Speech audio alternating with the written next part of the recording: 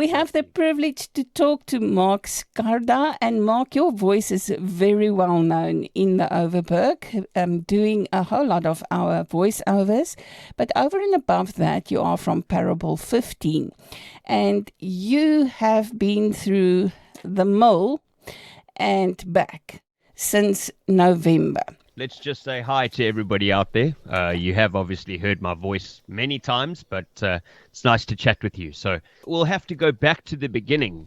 If we want to talk about the history of how things work, I always had a dream, the dream of being a musician and a rock star and travel the world and all of those kind of things. And I ended up actually in 2010. Early 2010, completely bankrupt. So if we go way back to there, I had 1,000 Rand in my bank account. I filled my car with petrol. At that time, I was living in Pretoria. And, it was a long time ago because it only cost me 400 Rand to fill my car. And so I drove to Durban, where I grew up, with that money. And I needed windscreen wipers on the inside of the car because I cried the entire way from Joburg to Durban, having no idea what I was going to do. At that point, I had a wife who was 4 months pregnant and no job and no kind of prospect of anything at that point. So, the principle there for me was, okay, you need to figure out what you want to do and how you're going to do it, and you need to go after it. Now, I did that, and I worked for the same company for 12 years and really did pay my dues, started at the bottom, grew all the way up to doing a lot of what I love doing, which is teaching and training in the corporate space. So I was doing that as a full-time thing. And November 25th, I lost my job. The company that I worked for went into liquidation.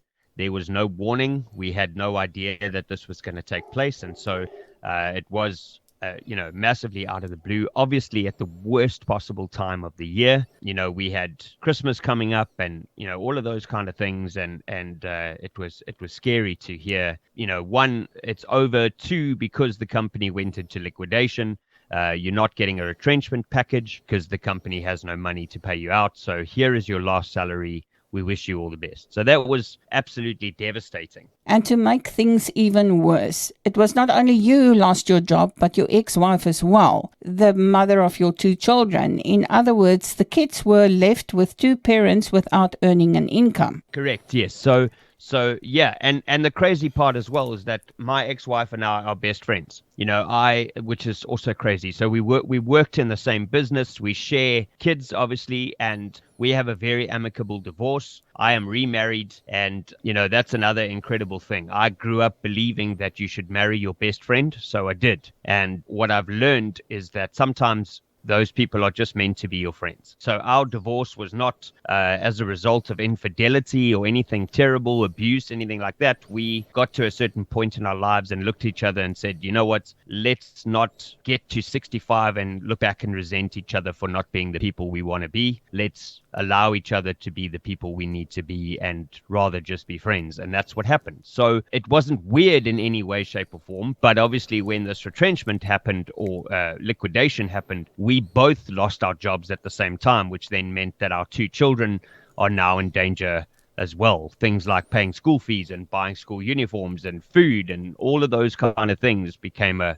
genuine concern for us. But in the middle of all of that, I'm now in the preparation of releasing a brand new album. All of these things are going on around me, and now I have to kind of get some focus again and decide what I want to do. So that's exactly what I did. I believe that you need to set a goal, and a goal really is a dream that's put into action. So I got retrenched on the 25th of November, and I had the goal of resolving the situation and finding the job that I was meant to have by the 15th of December. Well, 16th was a public holiday. So that was the goal. On the 15th of December, I actually got the employment offer and contract sent to me from a company that I am hugely passionate about and really believe that this is where my corporate career is supposed to be. And I started this Monday, the 9th of January, on this new job, and it's exciting and it's fast-paced and it's great. But, all that to say that, yes, in the face of adversity and tragedy, there is light at the end of the tunnel. It is possible to get back on your feet, but it really does require setting a goal and really going after it and being as focused as you possibly can with parameters. You know, what do I want to do? How do I want to do it? What am I good at? How can I implement those things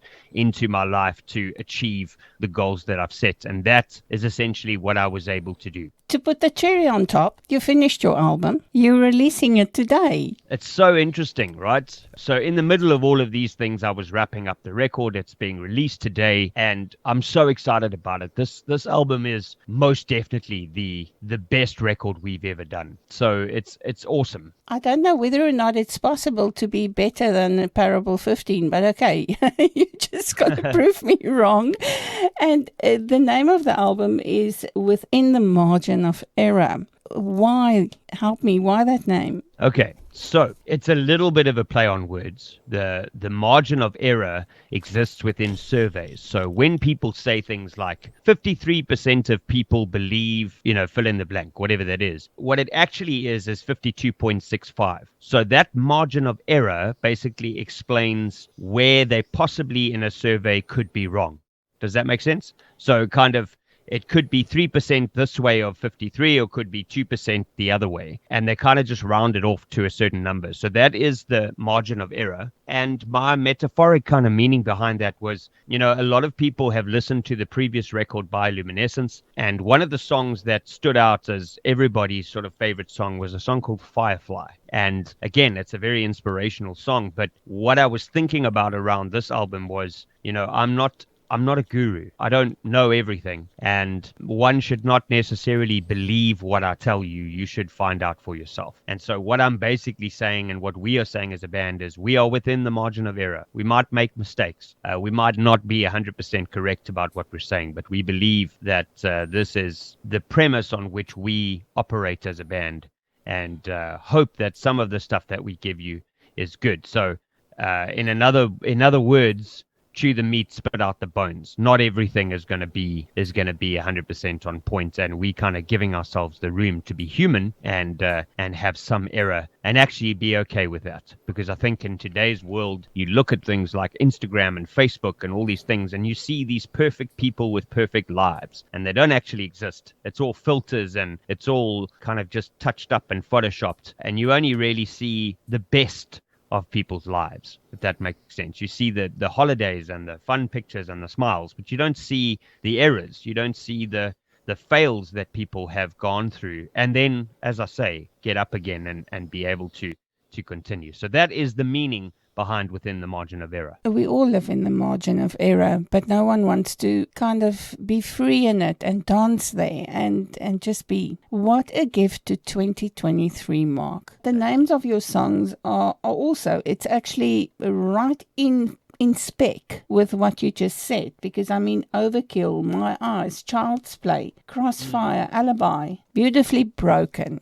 Let's talk about that one. Wow. Okay. All right. You really want to go there? We'll go there. Let's do. I have a number of radio and TV promotional interviews today. You guys, because we have such a close relationship, are going to get the full story. I'm not the full story with everyone else because we limit it for time and all of those kind of things. And I think there's a lot more to talk about. But I think it's a good idea based on the context of what we're talking about to go more deeply into Beautifully Broken and explain that. So I'm going to try and make it as quickly as I possibly can. But what most people don't know about me, and part of the reason for my mindset and who I am as a human being, is that I was born with a physical disability called cerebral palsy. This hindered my life to a large extent because I couldn't do the simple things that people could do as kids. When my friends were riding bicycles, I wasn't able to do that yet. The simplest of things, I battled to tie my shoelaces. I battled to cut up my own food. Those kind of things were a problem. And what happened was, as I grew older, I became a really, really efficient liar. And not necessarily telling big stories, but things like I would deliberately buy Velcro shoes so that I didn't have to let anybody know about what was going on. This particular disability affects the left side of my body, so I would keep my left hand in my pocket as much as I could so that nobody saw anything that was untoward, right? Little things like that. And so what I realized is that in all of this stuff, I hated who I was. I always found myself trying to hide who I was, and also kind of build credibility within the music industry, my statement always was, I don't want to use the story. I want the music to stand up for itself. And if it's good enough to be able to be played on radio and on TV and all of those kind of things, then this story doesn't matter. It's irrelevant to the music. However, in the last year or so, I realized that we are all broken in some way. We are all disabled in some way. If you wear glasses, you have a disability. Even if mental health, all of those kind of things, each and every one of us has some kind of disability. And what I realized is that it's beautiful because it makes up the tapestry of who we are. I started to see it as this mosaic type art where it's all broken pieces carefully stuck together to create this masterpiece of art. And that's where the song comes from. And the idea behind it is I'm no longer prepared to hide the truth. I'm no longer prepared to hide who I really am because I believe that it is beautiful and that it is exactly how it was meant to be. Marc, where do we find you on social media? All right. So obviously, all of the social media platforms. If you land on Google, you can just type in PARABLEFIFTEEN. So that's Parable 15. You will find a website, a Facebook page, an Instagram page, YouTube, Twitter, LinkedIn, and then obviously all of the music platforms like Spotify and Apple Music and iTunes and Deezer and all of those things as well. Please do get in touch with us. Part of Parable 15's mission is to change the world. We hear that all the time, and it's a pretty cliche thing. We want to change the world, but we believe that it's one step at a time. If one song on this record speaks to you and helps you have a better day, then we're changing the world one person at a time. So we want to hear back from you. Please go onto Facebook, go onto Instagram, find the stuff, follow us, comment on the stuff. Let us know what we're doing and what we can do to improve your day. That's our mission. I won't hide my scars. They brought me this far, made it through the rain. Let love heal